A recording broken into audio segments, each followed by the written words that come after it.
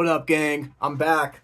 Do I look like Young Dolly? I glazed him so hard that I'm trying to become him. Anyways, a lot of you guys have been calling me the gifted hater of snowboarding. I appreciate this. I love everybody that's saying this. I take it as a compliment because I am a gifted hater fan. I take a lot of inspiration from him for these snowboarding videos.